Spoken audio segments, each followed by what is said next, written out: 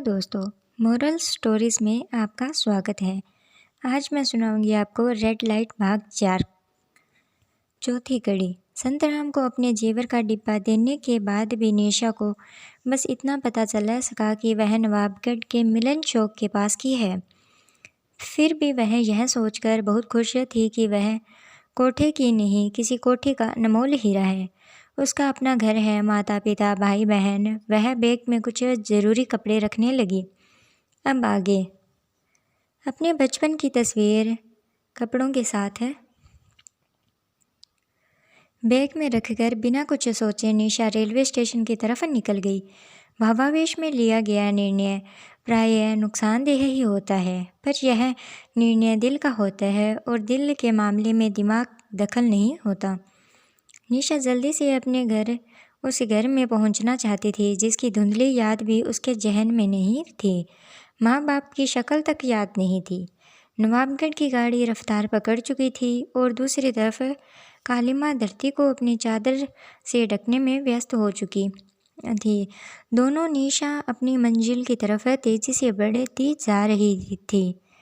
भारतीय रेल और सरकारी कर्मचारी का देर भी हो सकती है, पर दिन और रात तो वक्त के पाबंद है। लिहाजा जब निशा नवाबगढ़ पहुंची तो रात अपनी जवानी की दहलीज पर कदम रख चुकी थी। वह स्टेशन से बाहर निकली तो चारों तरफ वीरान था। उसने हिम्मत करके चाय की गुमटी के पास गई और उससे पूछा, कोई सवारी नहीं मिलेगी क्या? चाय वाला उसे घूर कर देखा। वह पलक झपकते समझ गया कि यह लड़की नवाबगढ़ की नहीं है। मन ही मन वह यहाँ तक सोच गया कि ऐसी हसीन लड़की इस छोटी जगह में बिल्कुल अकेली क्यों आई है? 2 नंबर की है क्या? निशा ने फिर उससे पूछा। आपने कोई जवाब नहीं दिया। चाय वाला झेंपते हुए पूछा, कहाँ जाना है आपको? मिलन चौक। 1-2 रिक्शा वाले रहते हैं, किसी सवारी को छोड़ने गए होंगे। आपकी किस्मत अच्छी होगी तो कोई एक आ जाएगा, नहीं तो फिर सवेरे ही। निशा को अब अपनी गलती पर अफसोस हो रहा था कि यह भी कितनी अजीब बात है कि गलती करने के बाद ही हमें अफसोस होता है। निशा खुद को कोसने लगी। जिस जगह जा रही है वो जगह कैसी है, वहाँ ठहरने की कोई व्यवस्था है या नहीं, ये सब पता किए बिना मैं कैसे आ गई? क्या मैं इस दर्जे की मूर्ख हूँ? जो हालात सामने थे वह खुद सब कुछ बयान कर रही थी। निशा की पेशानी पर बल्ले पड़े गए। यदि कोई रिक्शा वाला नहीं आया तो उसे चाय वाले से ही पूछ लिया, यहाँ कोई होटल है? यह नवाबगढ़ है, लखनऊ नहीं जो आप होटल खोज रही हैं। रात में ठहरने की कोई जगह तो होगी। मंदिर का एक धर्मशाला है, पर वह तो बाज़ार में है, वहाँ के तक जाएंगी कैसे? आप तो कह रही थी कि मिलन चौक जाना है, फिर होटल धर्मशाला क्यों पूछ रही है? निशा ने सोचा, सचमुच मैं मूर्ख हूँ। बात कैसे की जाती है मुझे तो ये भी नहीं पता। चाय वाला को अब यकीन हो चुका था कि वजह जो भी हो यह लड़की अकेली है और यहाँ किसी मुसीबत में फंस गई है। ऐसी स्थिति में लोग मदद भले ही न करें, पर उपदेश देने में कोताही नहीं बरतते। जवान लड़की खुली तिजोरी होती है, जवान जहान लड़की पर्दे की चीज़ होती है। चाय वाला इस अवसर को कैसे छोड़ सकता था?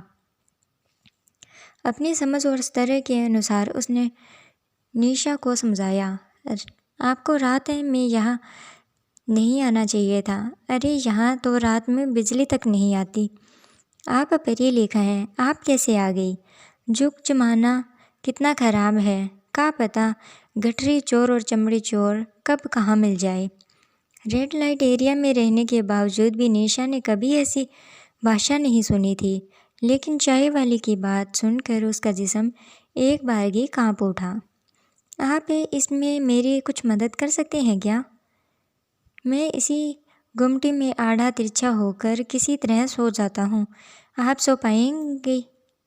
निशा का मन हुआ कि एक झापड़ रसीद कर दे, पर वह समझ रही थी कि उसके हालात ने चाय वाले की हिम्मत बढ़ा दी है। मुसीबत अभी अकेली नहीं आती, दो बाइक पर कुछ मन चले वहाँ आ दमके। निशा को देखते ही उनकी बाहें खिल गई। एक ने चाय वाले से कहा, राम बर्गी, बिजली कटी हुई है तो तोरा दुकान पर होलोजीन कैसे जल रहा है? कहते हुए उसने निशा को देखकर शरारत से मुस्कुराया। निशा वहाँ से हटकर एक तरफ जा खड़ी हुई। पता नहीं राम बर्गर क्या बताया। बाइक वाले लड़के निशा के पास आ गए। एक लड़के ने कहा, रात को यहाँ रहना डेंजर है, हमारे साथ चलिए, सेफ रहिएगा। मुझे तंग करोगे तो मैं शोर मचा दूंगी। निशा की आवाज़ कांप रही थी। तो आएगा कौन? टिकट बाबू। रमबरनो गुमटी बंद करके सो गया। निशा ने देखा चाय की गुमटी बंद हो चुकी थी। निशा को अपनी स्थिति पर रोना आ रहा था। आज के पहले उसने कभी भी भगवान को दिल से याद नहीं किया था। निशा को अपनी स्थिति पर रोना आ रहा था। आज के पहले उसने कभी भी भगवान को दिल से याद नहीं किया था। इसी बीच एक लड़के ने निशा का हाथ पकड़ते हुए बोला, बात में टाइम ख़राब क्यों मत करो, ले चलते हैं इसे। निशा अपने को पकड़ से छुड़ाने लगी। तभी निशा के चेहरे पर तेज रोशनी चमकी। आज की कहानी आपको कैसी लगी?